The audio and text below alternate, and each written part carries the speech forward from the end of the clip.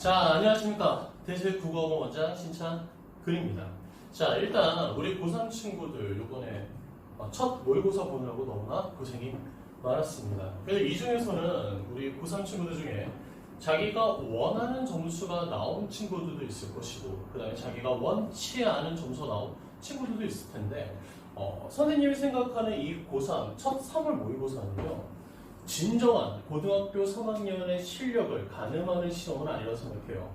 이것들은 지금 뭡니까? 저희가 이제 고2 때까지 배웠었던 그 내용들을 이제 모의고사 형식으로 녹여낸 거였기 때문에 지금의 좋은 점수가 나온 친구들은 기분이 좋을 것이고, 좋지 않은 점수가 나온 친구는 기분이 나쁘겠지만, 이것을 가지고 대학교 입시까지 간다는 건 아닌 거죠. 우리가 어떻게 하느냐에 따라 분명히 결과는 달라질 거라 생각하고요. 이번 시험에서 가장 포인트가 됐던 거는 점수보다 바로 뭐냐면 시간 분배입니다.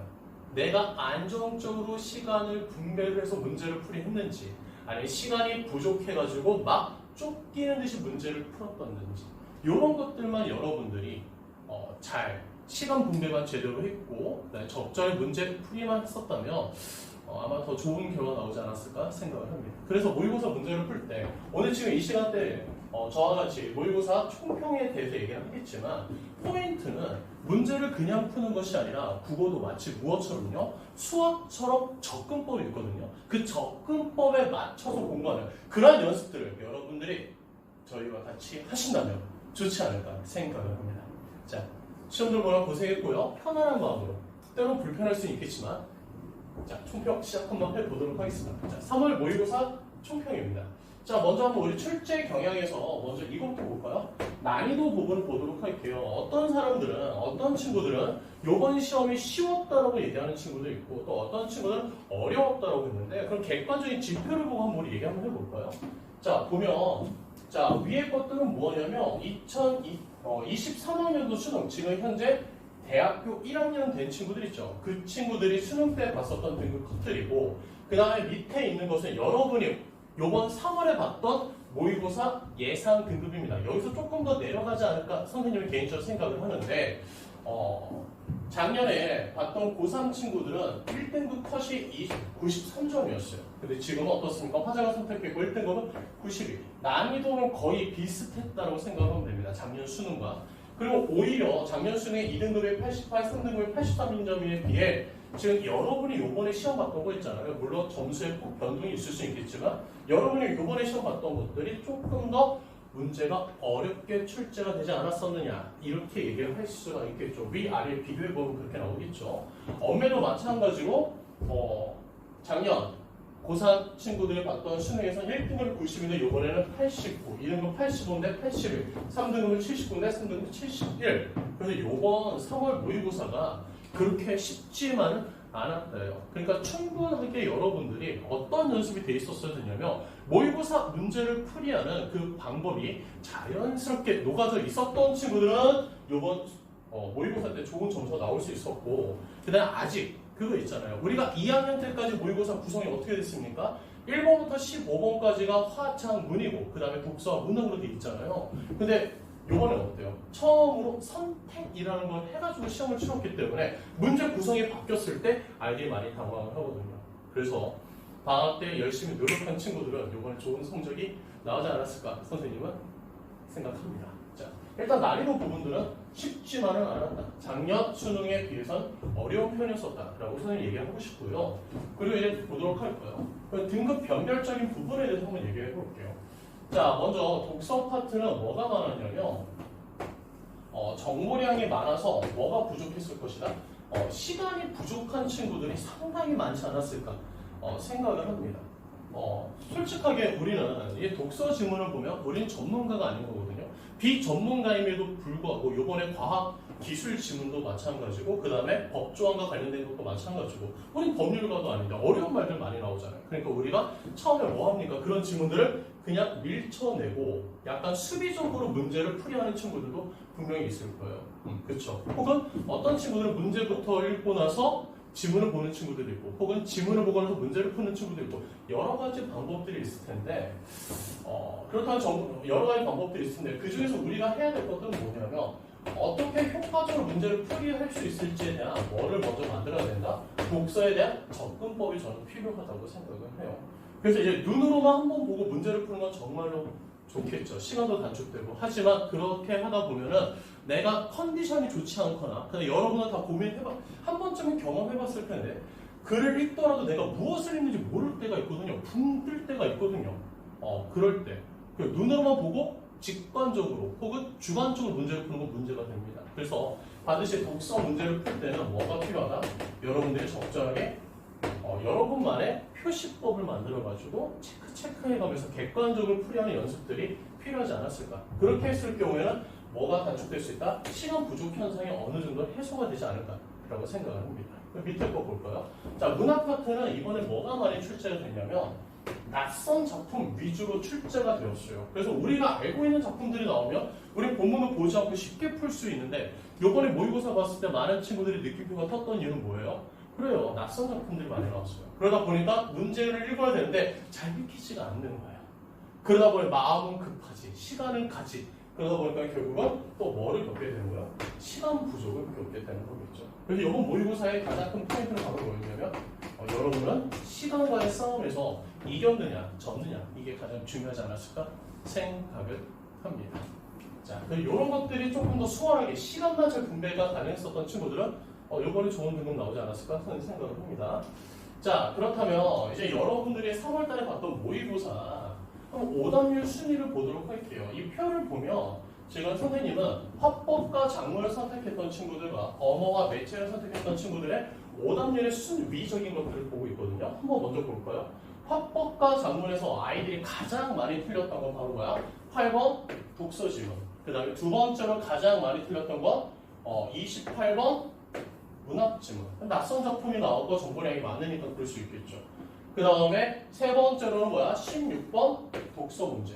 네 번째로는 17번 독서 문제. 그 다음에 다섯 번째는 33번 문학 문제. 여기가 바로 화법과 작문 친구들이 가장 많이 틀린 구간에 해당이 됩니다.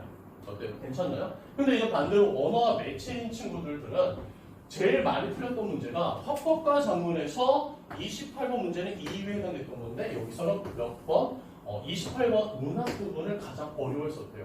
그렇다면 우리가 다시 한번 본다면 언어와 매체를 선택했던 친구들은 무엇을 조금 강점적으로 풀 수 있는 친구들이었다?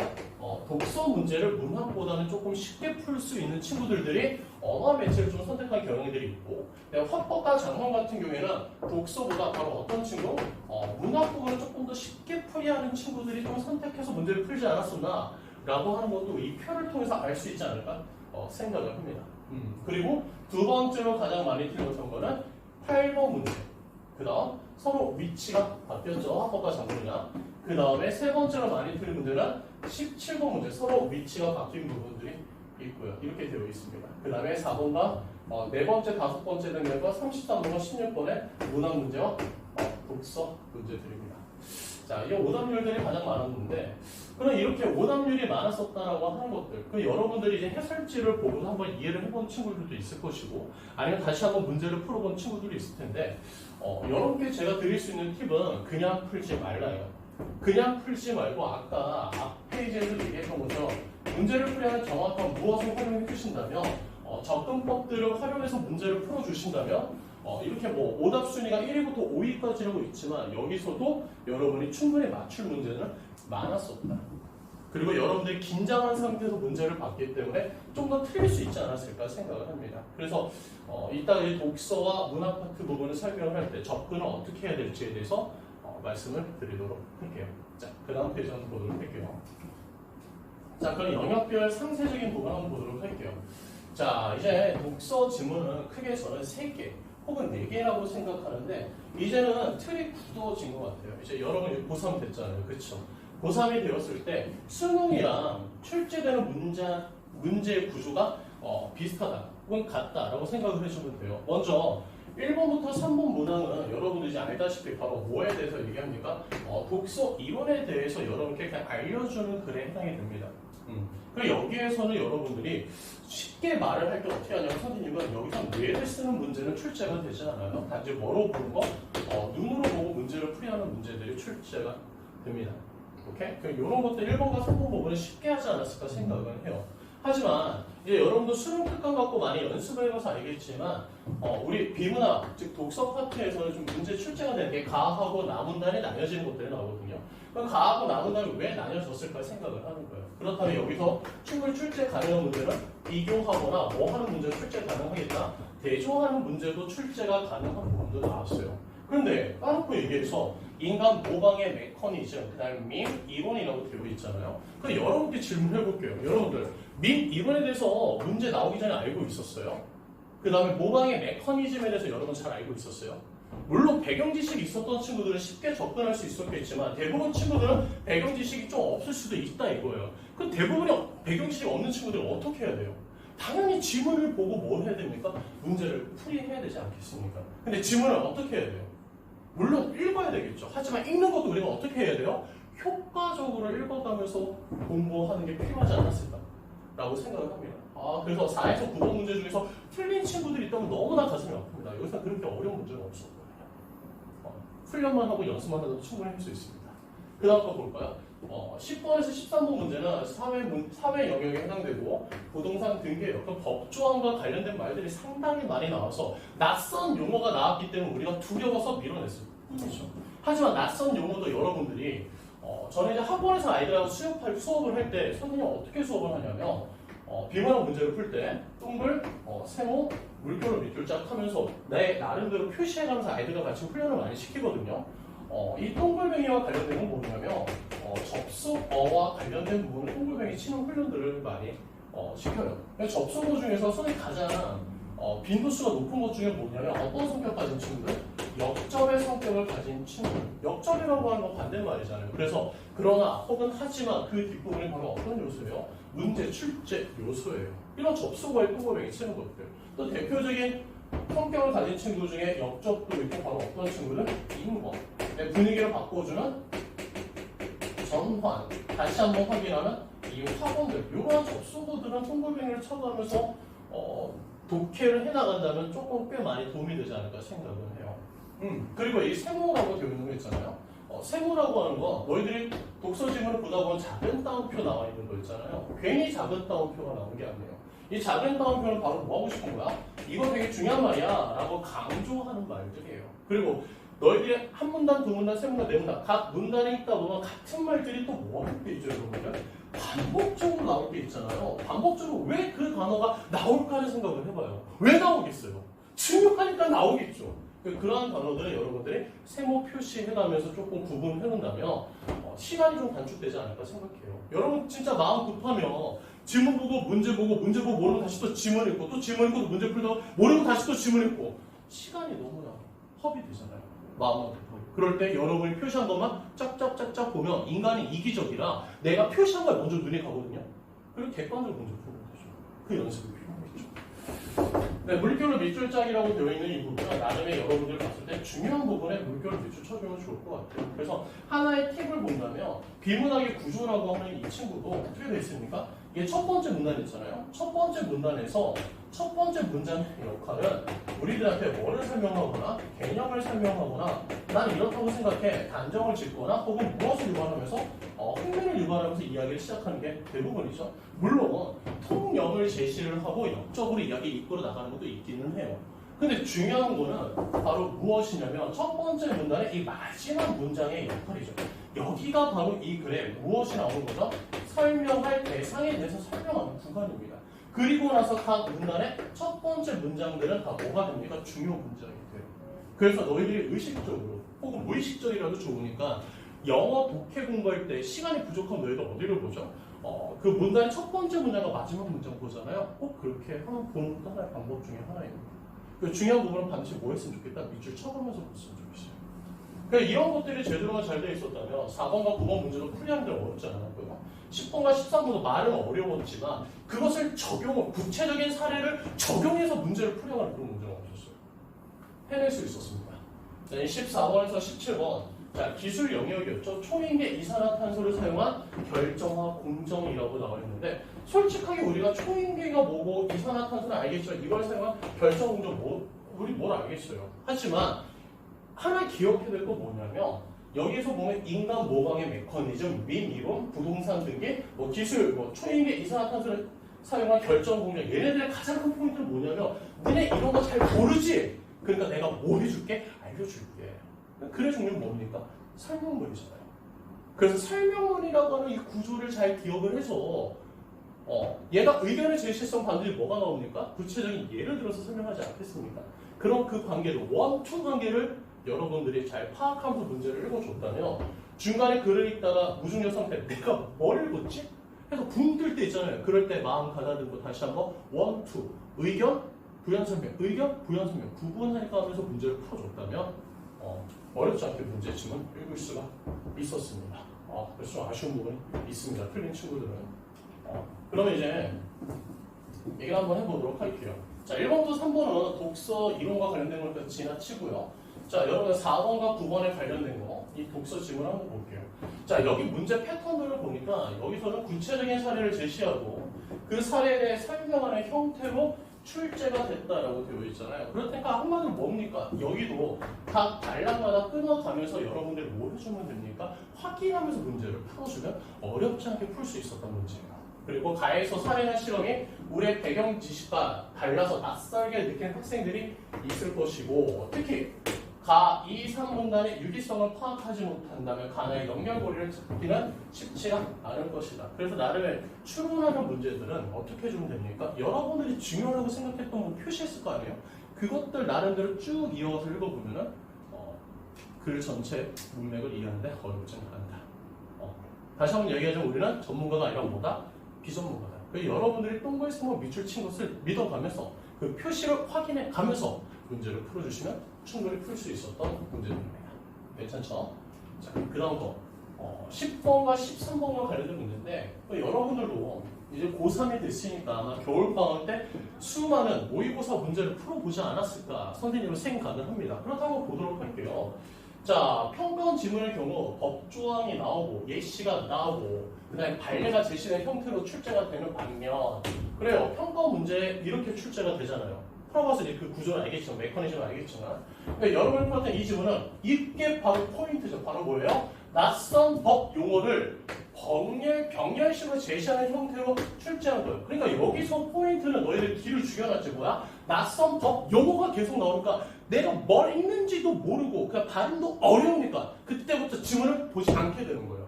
이러한 것들을 여러분들이 중요한 단어들은 뭐야? 세모 쳐가면서 표시해놓고 문제를 읽어나갔다면 그렇게 어렵진 않았었다 얘기합니다. 그래서 예시에 적용하는 보기 문제가 출제되지 않은 것이 평가원 트렌드와 좀 다르다. 그래서 조금 문제가 가볍게, 즉 뭘로 문제 푸는 문제가 출제됐다? 눈으로만 보고도 풀 수 있는 문제. 하지만 눈으로만 보면 답이 안 보이기 때문에 여러분들만의 표시가 필요하지 않았을까 생각을 합니다. 자, 그 다음에 14에서 17번. 자, 이 문제도요, 표가 있어가지고 약간의 어려울 수도 있었겠지만 이 14번, 17번이 요번에 논란이 가장 많았었던 지문인 거 아시죠, 여러분? 여기 뭐가 있었어요? 오타가 있었잖아요. 그래서 아마 뭐라고 해야 될까요? 조금 글을 읽다 보면 예민하지 않은 친구들 같은 경우는 그냥 편하게 읽었겠지만 글자 하나에 혹은 맞춤법 하나에도 상당히 신경 쓰이는 친구들이 있거든요. 그럼 혹시라도 이번에 국어 등급이 잘 안 나왔던 친구들은 아마 14, 17번 때문에 안 나오지 않았을까?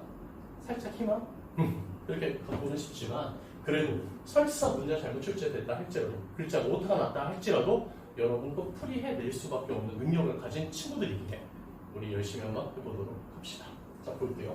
자, 14, 17번 어렵지는 않았습니다. 그래서 정보량이 많은 과학 지문이지만 하니까 정보량이라는 단어의 세모를 쳐볼까요? 그러니까 계속해서 너희들한테 어떠한 개념을 가르쳐주고 싶어서 핵심 어휘들이 많이 출제되고 있었다라고 생각을 해주면 될 것 같아요. 정보량이 많은 과학 지문이지만 정보 등의 어떤 거 유기성을 파악해야 되는 문제는 출제가 되지 않았다. 즉 추론하는 문제는 출제가 되지 않았다. 눈으로 보고 바로 대입하고 확인하는 문제들. 하지만 뭐가 많았기 때문에 정보의 양이 많았기 때문에 글이 잘 안 읽혀졌던 거예요. 그래서 만약에 시간이 부족했던 친구들은 만약에 이런 친구들 있을 거 아니에요. 언매를 먼저 풀고 혹은 화작을 먼저 풀고 그 다음에 문학을 먼저 풀고 마지막에 독서 부분을 풀었던 친구들은 뭐가 부족한 거야? 시간이 부족하잖아. 그러니까 이거 뭐 하게 된다? 그냥 날리고 찍었던 거죠. 그래서 쫙쫙쫙 틀려버리면 바로 등급이 쫙쫙쫙 떨어졌던 거죠. 그러니까 문제는 시간인 것 같아요. 시간 활용만 제대로 해준다면 이런 문제도 어렵지 않게 풀 수 있지 않았을까 생각을 합니다. 자, 그래서 아까 선생님 말했던 것처럼 14, 17번 여기서 오타가 바로 어디 있었는지 알아요? 첫 번째 문장에 있었죠. 용해도는 일정 온도에 일정한 양의 용질에 최대로 녹을 수 있는 용질의 양, 용질에 최대로 녹을 수 있는 용질의 양이래요. 말이 안 되잖아요. 그래서 여기가 용질이 아니라 뭐가 들어가요? 용매라고 하는 말이 들어가야 돼요. 요거를 알고 문제 풀었었던 친구들은 박수 쳐드립니다. 좋습니다. 이런 오타도 있었다는 거 한번 봐주시길 바래요. 자, 그렇다면 이번에는 문학 파트를 한번 봐보도록 할게요. 자, 문학 파트를 본다면 문학도 이제 이렇게 구성이 되어 있죠. 총 몇 개의 지문으로 나오냐면 4개의 지문이 나오는데 한번 구성된 거 한번 볼까요? 18번부터 21번까지는 바로 뭐야? 현대소설, 이승우의 오래된 일기라고 되어 있는데 물어볼게요. 여러분들 혹시 오래된 일기 작품 미리 알고 있었던 사람? 문제 풀기 전에 면 안 될 거예요. 그 다음 두 번째 거 고전시가 구강의 총석고, 그 다음에 고전시가 장곡겸의 고삼별곡, 백석이라는 시인은 많이 알고 있는데 동해라는 작품 본 친구들이 있을까?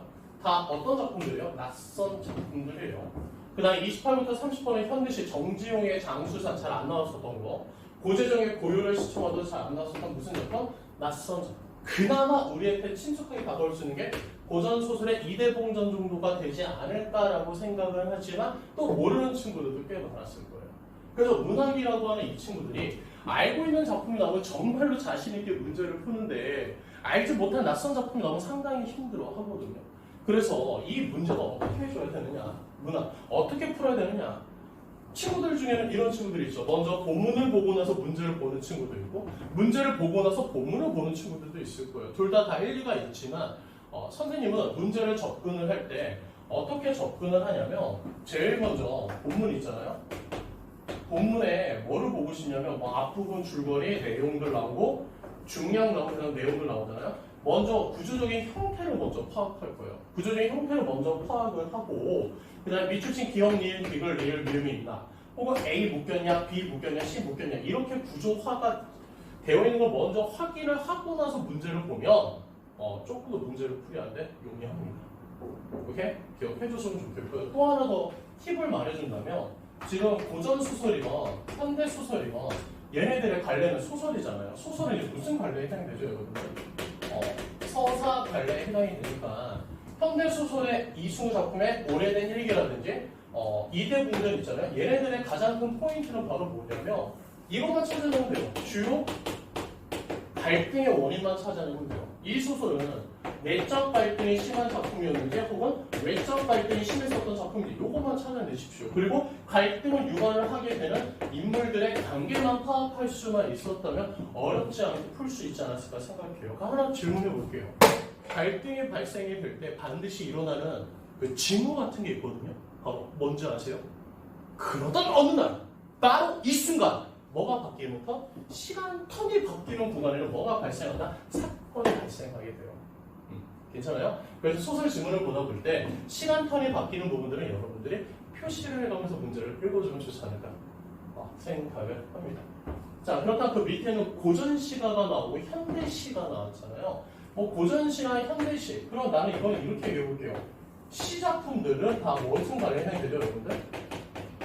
얘네들은 서정 관례에 해당이 되는 거잖아요. 그럼 서정, 거꾸로 말하면 뭐예요? 정서잖아요. 그러면 총석봉의 정서, 그 다음에 장곡겸의 고삼별곡의 정서, 그 다음에 장수산의 정서, 고요를 시청하다의 정서를 여러분들이 파악할 수 있다면 시 문제도 어렵진 않아요. 시가 안 읽혀진다고 해서 그 단어를 다 해석하려고 하지 말고 시에서 느껴지는 정서를 나타내는 포인트 되는 시어를 찾아봐요. 그걸 해볼 만합니다. 오케이? 여기서 느껴진 정서가 무엇인지 그리고 왜 이러한 정서가 나타나게 됐는지에 대한 상황을 파악하면 좋지 않았을까 생각합니다. 문제 해설하면서 접근을 어떻게 해야 될지 얘기해 드리도록 하겠습니다. 그리고 여기 하나 더 얘기한다면 현대 수필이 하나 있네요, 여러분들. 수필. 수필은요 별거 없을 거라 생각해요. 읽다 보면 소설을 자기가 하고 싶어 하는 말을 끝까지 숨기는 친구인데 다 읽고 나서 우리가 알 수 있는데 수필은 자기가 하고 싶은 말을 직접적으로 이야기를 합니다. 그래서 주제에 해당되는 법이 여러분들이 뭐 하면 돼요? 읽다 보고 이거 얘기하고 싶었네? 수필의 거의 끝부분에 얘가 하고 싶은 말이 나오거든요. 거기 밑줄 쳐주십시오. 그게 바로 무슨 요소다? 출제 요소다. 이렇게 될 거예요. 그러니까 여러분들이 되게 힘들어했었던 게 22번에서 27번 문제 요 사이에 좀 힘들어했을 거예요. 왜? 갈래 북한 문제가 출제됐기 때문에 힘들었을 것이고 그리고 고전소설 이대공조도 힘들어하지 않았을까 생각해요. 왜? 시간이 부족했던 애들은 이대공조에 등장하는 인물들이 꽤 많이 있거든요. 시간은 없지 등장하는 인물들이 있지 말은 어렵지 그래서 넘긴다고요. 그럼 안 된다. 여기까지 잘 맞춰줘야 여러분의 뭐가 상승될 수 있다? 그렇죠. 등급이 상승될 수 있습니다. 알겠죠? 자, 그럼 한번 보도록 할게요. 자, 문항입니다. 자, 지문을 세부적으로 끊어있지 않고 뭉쳐서 독해하는 습관을 가진 학생들은 선지의 정오 판단의 어려움을 겪었을 것이다 라고 선생님이 적었거든요. 이 얘기는 바로 무슨 얘기를 하는 것 같아요. 그래요. 문제를 풀 때 이런 애들 있잖아요. 눈으로만 읽고 푸는 애들은 저는 이렇게 얘기하거든요. 나의 주관적으로 문제 푸는 거. 가나다 작품에서 다 읽고 나서 문제 푸는 거 저는 상당히 주관적이라고 생각해요. 주관적으로 문제를 풀다 보면 나름의 나의 뭐가 감각적으로 문제를 풀게 돼서 맞춰도 찝찝하고 틀려도 아쉽고 그렇거든요. 그래서 이 문학이라고 하는 것도 나름의 무엇에 따라 문제를 풀이하는 접근법에 따라 주관, 감각적으로 문제를 푸는 것이 아니라 어쩔 수 없이 이게 답이 될 수밖에 없는 객관적인 근거를 들어가서 문제를 풀이할 수 있도록 여러분들이 노력을 해준다면 문학도 어렵지 않게 풀 수 있습니다. 그럼 질문해 볼게요. 낯선 작품인데 어떻게 쫄지 않고 객관적으로 문제를 풀 수 있나요? 라고 많은 친구들이 쌤한테 많이 질문하거든요. 그럴 때 저는요 자신 있게 말할 거예요. 바로 뭐냐면 문제를 활용해야 해요. 문학은 문제를 활용하면 거짓 문제 풀 수 있습니다. 자, 포인트가 됐던 문제가 뭐가 있었는지 한번 살펴보면서 갈게요. 자, 먼저 볼까요? 자, 현대소설 18번부터 21번이에요. 낯선 작품은 출제됐지만 선생님이 생각했을 때 소설 본문의 구조라고 하는 건 아까 설명했었던 거. 앞부분 줄거리가 있냐, 중략이 있냐, 밑줄치 기억력을 위해 묶여있는 A, B, C 이런 것들이에요. 파악하고 문제를 활용해 풀이했다면 시간을 단축할 수 있을 것이다. 근데 이것이 안 돼 있고 아까 말했던 것처럼 본문을 쭉 읽고 문제를 풀다 보면은 문제 풀다 막히면 다시 또 본문을 봐야 되기 때문에 뭐가 걸릴 거다? 시간이 걸릴 거다. 이런 얘기를 하고 있는 겁니다. 그래서 우리가 여러분들이 전체적인 본문의 구조를 파악하고 문제를 먼저 살펴봤을 때 가장 포인트가 되는 게 바로 뭐다? 21번 문제가 가장 포인트가 됐었다. 왜? 한번 볼까요? 인간 내면에 자리한 죄의식은 서사의 출발점이 되고 서사를 지속하게 하는 힘이 될 수 있습니다라고 되어 있잖아요. 괜히 이 문제가 나온 거 아니잖아요. 첫 번째 문장 보니까 인간 내면에 대해서 얘기할 거고 그 다음에 이 소설은 죄의식과 관련된 내용이 나오겠구나가 벌써 나왔잖아요. 그러니까 이것을 포인트로 해서 본문을 제대로 읽었다면 본문 내용이 어렵지 않게 읽힐 수 있었다는 거예요. 근데 이거를 보지 않고 바로 본문부터 봤으면 어떻을까요? 뭘 읽었는지 모를 수도 있는 거거든요. 그래서 문학은 반드시 뭐를 공략한다? 키포인트가 되는 문제들을 참고해서 문제를 풀어주면 도움이 된다. 어때요? 괜찮아요? 네, 갈래 복합 문제 한번 가볼게요. 복합 갈래입니다. 자, 복합 갈래 구성은요, 가에서부터 다까지 모두 무슨 작품? 아까 우리 살펴봤잖아요. 아는 작품 없었잖아요. 그래서 낯선 작품으로 출제돼요. 고전이다 보니까 뭐가 안 되면, 해석이 안 되면 시간이 오래 걸렸을 것으로 되어 있는데 아이들 중에, 우리 학생들 중에 정말 이런 친구들 있잖아요. 뭐에서 막히면? 글을 읽다가 모르는 낯선 어휘가 나오면 딱 머리가 뇌정지되는 친구들이 있거든요. 그러면 저는 이렇게 말하고 싶어요. 어려운 어휘가 나왔으면 그 어휘가 정말 중요한 친구라면 본문 밑에 뭐가 달릴까요? 그래요. 각주가 달려서 그거 이용해서 가면 되는 거거든요. 그런데 각주도 없는 어려운 어휘가 나왔으면 어떻게 하면 돼요? 그냥 넘어가면 됩니다. 넘어가고 이게 아까 말했었던 것처럼 이게 고전 시가라고 한다면 뭐만 찾아내요? 정서를 찾아내려 노력해 보십시오. 어렵지 않게 풀 수 있습니다. 선생님 말 믿고 따라오시면 됩니다. 알겠죠? 자, 그럼 한번 여기서도 도움이 됐던 게 있었어요. 가나다가 아무리 낯선 작품이라 할지라도 27번에 도움을 얻었다면 쉽게 풀 수 있었죠. 문제에서도 얘기하잖아요. 여러분 본문부터 보지 마시고 뭐부터 해주세요? 보기를 참고해서 들어가 주세요. 이거 딱 보니까 독서 문제 유형은 다르죠. 독서 문제는 뭐죠? 윗글을 바탕으로 본문을 읽고 와서 들어와. 이거라면 문학은 보기부터 보고 들어와. 그 문제입니다. 다릅니다. 문제 활용하면 좋죠. 볼게요. 문학 작품에서 특정한 장소에 대한 체험을 다룰 때 주로 풍경이나 자연과 관련한 정서적 반응을 드러내는 경우가 많습니다. 한번 끊어보도록 하죠. 그럼 여기서부터 끝났네요. 가, 나, 다의 작품에는 어떤 소재가 많이 쓰일 거야? 자연과 관련된 소재가 쓰일 거야. 그리고 자연과 관련된 소재에 대한 나의 정서가 나올 거야. 여기서 다 얘기했잖아요. 그리고 아직 말이 안 끝났나 보요. 순정나요? 특정한 장소에 거주할 때 나타나는 무슨 자세가 나올 거야? 삶의 자세나 자신이 알게 된 사람에 대한 이야기하는 경우, 자신이 알게 된 사람에 대해 이야기하는 경우도 있다라고 되어 있습니다. 이런 것들이 다 무슨 요소예요? 출제 요소예요. 그래서 우리가 가작품을 모른다 하더라도 제 가작품에 대한 설명 어떻게 하나 보도록 할게요. 가는 작가가 총석적 일대를 기행한 가뭄을 노래하며 목민관으로 역할을 떠올린 것이고 라고 되어 있잖아요. 그럼 가의 작품 바로 뭐야? 감흥, 자연에 대한 즐거움이 이걸 주제가 되겠죠. 그 다음 나는 임실에 응거하던 작가가 한가롭게 지내는 생활이나 주변 삶에 대한 친근감을 노래한 것이다. 얘도 뭡니까? 자연에 대한 긍정적인 나타낸대요. 그러니까 자연 안에서 긍정적인 것들을 나타내는 것을 나타내는 그 한자성어 뭐 있었을까요?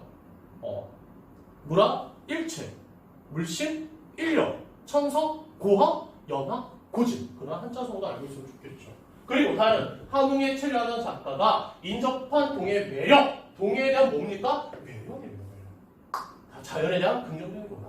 근데 서로 상황이 좀 다르다. 그래서 가보고 확인, 나보고 확인, 다보고 확인해주면 되는 문제다. 어때요? 이것을 먼저 보고 본문 봤다면 쉽게 볼 수 있지 않았을까요? 그렇죠? 아시나요? 포인트가 되는 문제였습니다. 자, 현대시 28번에서 30번 해당되는 거 볼게요. 자, 여기 보면 낯선 작품이 출제되었지만 본문의 구조 확인 및 시의 접근법이라 되어 있는데 선생님의 학원 친구들한테 많이 강조하는 시의 공식이에요. 시뿐만 아니라 고전 시가의 공식 바로 뭐냐면 상황 플러스 반응은 주제라고 합니다. 반응이라고 하는 건 쉽게 말해서 뭘 나타내냐면 시적 화자가 처한 정서 혹은 이 사람의 태도를 나타내요. 여러분이 다 알고 있는 시 하나 예만 들어볼게요. 김소월의 진달래꽃은 너무나 잘 알고 있죠. 오케이. 그럼 김소월의 진달래꽃의 상황은 어떤 상황을 가정하고 있는 거죠? 맞아요. 이별의 상황을 뭐합니까? 가정을 하는 거죠. 이별이라고 하는 건 바로 무슨 얘기입니까? 임의 존재를 뜻하겠죠. 그럼 얘가 처해 있는 현실은 어떤 현실입니까? 이별의 상황이니까 당연히 부정적이겠죠, 여러분. 괜찮나요? 그러면 이별의 상황이기 때문에 얘가 느끼는 정서는 어떨 것 같아요? 김소리 진달래꽃의 정서는 당연히 슬픔의 정서가 있겠죠. 그리고 님에 대한 뭐도 있을까요? 그리움의 정서가 있겠죠. 그 슬픔과 그림을 합쳐볼까요? 우리 뭐라 얘기하지 이걸? 애상척이라고 얘기하겠죠. 그럼 김소월의 진달래꽃의 주제는 뭐가 돼요? 이별에 대한 애상이 그리고 태도는 무엇입니까? 어려운 현실적인 것들, 현실의 부정적인 현실을 극복하겠느냐 혹은 체념하겠느냐 이걸 물어보는 건데 결국 이 사람 뭐하면 보내잖아요. 체념하잖아요. 그래서 슬픔의 정서를 더 강조를 했었죠. 마찬가지로 요번에 나왔던 시도 모의고사에 나왔던 시도 상황 플러스 반응은 주제라고 하는 이 틀에 맞춰서 시를 봤었다면 어렵지 않게 풀 수 있었어요. 그리고 더 어렵지 않게 도와줄 수 있었던 키포인트 되는 문제도 숨어 있었죠. 바로 30번 문제예요. 또 뭐를 참고해달래요? 보기를 참고해달래잖아요. 보기를 참고한 가 나를 감사한 내용으로 적절하지 않은 거예요. 시에서 조용하고 잠잠한 상태인 고요 승호뱅이를 형상화 나타낸다는 뜻이죠, 여러분. 방식은 다양합니다. 그렇다면 가하고 나의 가장 큰 특징은 다 뭡니까? 고요함이에요. 그럼 여러분께 물어볼게요. 고요하다 있잖아요. 고요함은 눈에 보여요, 안 보여요? 고요함은 눈에 보이지 않아요. 눈에 보이지 않으니까 시인이 노력할 게 바로 뭐라고요? 고요함을 보여주려고 노력한대요. 그게 바로 형상화예요. 고유한 상태를 직접 드러낼 수도 있지만 난자평도명이 오히려 뭐를 활용하겠다? 소리라고 하는 말을 쓰니까 그럼 이 시는 청각적 심상이 쓰이겠구나. 이걸 염두에 두고 들어가면 돼요. 활용하여 고유를 부각하는 효과도 얻기도 한다. 또한 동그라미 청각 고유에 어울리는 다양한 소재나 감각적 이미지잖아요. 감각적 이미지 별표 쳐볼게요.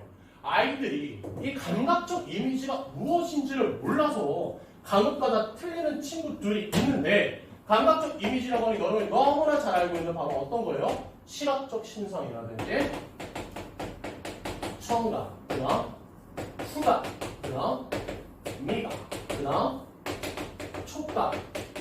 하나 더 얘기하면 뭐 있었죠, 여러분들? 그래요. 고감각적 신상이 있었잖아요. 이게 바로 감각적 이미지들이에요. 그렇다면 하나 더 물어볼게요. 이러한 감각적 이미지를 왜 쓰는 거예요? 왜 쓰기뇨? 시라고 하는 건 무슨 갈래? 서정갈래.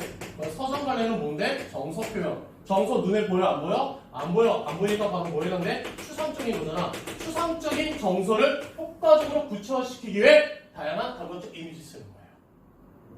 어때요? 멋있죠? 고유라고 하는 추상적인 것을 감각적 이미지로 구체화시키려고 노력하는 거예요. 멋있다. 활용하여 고유를 형성하기도 한다. 이를 통해 고유는 시에서 시적 분위기를 드러낼 뿐만 아니라 화자의 뭐까지요? 내면 세계까지 암시하는 역할을 한대요. 그래서 가와 나의 시를 읽을 때 여러분들은 고유함, 청각적 심상, 다른 여러 가지 심상들이 뭐가 쓰였는지를 파악하고 봤으면 어렵지 않게 풀 수 있었네요. 좋은 문제죠. 자, 그럼 마지막으로 이제 고전수설 가볼게요. 자, 시간이 부족했던 친구들은 이 고전수설도 날리면서 문제를 풀 수 있지 않았을까? 풀지 않았을까? 아쉬움이 있습니다. 하지만 이대공전은 어렵지 않은 소설이고요.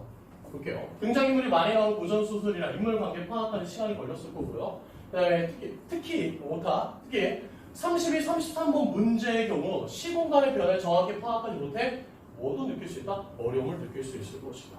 라고 얘기합니다. 근데 이대공전도 모르는 친구들 있잖아요. 그런데 하나 보면 이대공전의 지은은 누굽니까? 작자 이상씨잖아요. 만약에 양반이라고 했었으면 지식인이라고 했었으면 이거 내 작품이야. 자기 이름을 썼을 거예요. 근데 뭐야? 작자 미상씨예요. 뭐 평민, 중인계층들이 썼겠죠. 그렇다면 글의 내용이 재미가 있어야 될까 없어야 될까요? 당연히 재미가 있어야 되겠죠. 그래서 나름의 글 내용은 우리가 이대공전 보지는 않았지만 비현실적인 요소도 있을 것이고 또 극적인 요소도 있지 않았을까 생각을 해볼 수 있을 거예요. 괜찮아요? 자, 그럼 보기 참고 한번 해볼까요? 이대공전에는 여자 주인공이 장애환 꽁골뱅이와 남자 주인공이 이대봉. 얘가 이제 뭐 주인공이겠죠. 뭐. 이대봉의 서사가 각각 정리되는 부분이 있습니다. 그럼 여러분들이 그 이대공전 볼 때 장애환 파트 부분과 이대봉 파트 부분을 구분해가면서 접근 들어가라고 지금 뭐 하고 있습니까? 보기에서 밝혀주고 있잖아요. 두 서사는 유사한 구조를 띠고 있는 세부 요소 측면에서 보면 서로 구별되는 요소를 지니고 있기도 하다. 하면서 뭡니까? 서로 뭐가 되는 요소가 있대요? 구별되는 요소가 있대요. 이게 바로 이 문제의 무슨 요소입니까? 출제 요소예요. 이러한 특징은 장애환이 선우의 군사들을 물리치는 군담과 구별하는 얘기죠. 이태봉이 흉노왕의 군사를 물리치는 군담을 통해 잘 드러난다. 이게 바로 뭐야? 구별되는 요소 부분 친절하게 설명했으니 본문에서 찾아서 표시하면 되는 거예요. 두 군단의 서사는 별개의 공간에 전개되면서 남녀 주인공의 특성을 나타내어 두 주인공이 대등한 면모 밑줄점을 유추할 수 있게 하고 있다. 요거를 참고했었다면 문제 풀이하는데 어렵지는 않았었다 라고 얘기를 할 수 있을 것 같습니다. 자, 마지막으로 이제 화법과 장문 혹은 언어와 매체를 각각 선택해서 문제를 풀었을 텐데 저는 이제 여러분들에게 권하고 싶은 건 있어요. 화법과 장문이든 혹은 언어와 매체이든 간에 이제 다음번 모의고사를 여러분들이 풀 때는 순수하게 혹은 순진하게 1번부터 45번을 쭉 문제를 풀진 않았으면 좋겠어요. 제가 우리 학원 아이들한테 물론 시험 잘 본 친구도 있고 또 약간 점수가 기대 미치지 못하는 친구도 있긴 하지만 우리 친구들한테 제가 강조하는 건 뭐냐면 먼저 나만의 뭐를 정해달라고 얘기하냐면 문제를 풀이하는 패턴을 정해달라고 얘기를 해요. 패턴을 정하는 얘기는 첫 번째로는 언매를 먼저 풀거나 혹은 화법과 장문을 먼저 푸는 게 유리한지 아니면 독서부터 푸는 게 유리한지 혹은 문학부터 문제를 풀이하는 게 유리한지 먼저 나의 패턴을 잡아달라는 얘기예요. 근데 선생님은 주로 아이들한테 엄매 혹은 화작을 먼저 풀라고 얘기는 해요. 근데 엄매와 화작을 풀라고 했을 때 그냥 주구장창 푸는 게 아니라 얘는 10분 내지 15분 안에 시간 끌어서 문제를 풀려야 훈련들을 하고 있습니다. 오케이?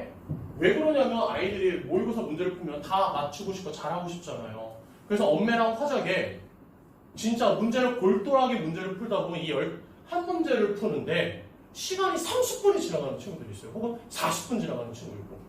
우리 시험 시간은 80분인데 여기서 30분을 써버린다고 한다면 문학과 독서를 풀려는 시간이 절대 부족하거든요. 그러니까 뭐가 되는 거예요? 남은 문제를 찍게 되는 거예요. 그래서 틀리게 되는 거예요. 아쉬워지는 거예요. 오케이? 그래서 먼저 문제 풀이하는 순서를 먼저 잘 정해주고 제한된 시간에 풀려고 노력해 주십시오. 두 번째로는 이제 여기서부터 이제 선택사항이겠죠. 독서를 먼저 풀지 문학을 먼저 풀지를 이제 여러분들 고민을 해주셔야 될 것 같아요. 아까 독서는 앞에 독서 이론과 관련해서 짧은 지문까지 해서 4개 지문 정도 나왔잖아요. 독서 문제도 20분에서 몇 분 정도? 25분 안에 문제를 풀이하려고 노력을 해주셔야 되고 문학도 마찬가지로 20분에서 한 25분 정도 안에 문제를 풀이하려고 노력을 해주셔야 돼요. 그래서 제가 권고하는 거는 총 문제 풀이 시간은 50분에 총 몇 분? 한 65분 정도 문제는 풀어줘야 되지 않을까. 그리고 너희들이 문제를 풀다가 이제 모르는 문제 표시할 거 아니에요? 그리고 나서 남은 한 10분 정도는 뭐 하면 됩니까? 여러분들이 표시했었던 문제들을 다시 한 번 더 살펴보면서 맞추려고 노력해줘야 되겠죠. 그리고 중요한 거, 남은 5분 정도 이제 뭐 하면 돼요? 답안지 작성을 안정적으로 해줬으면 좋겠어요.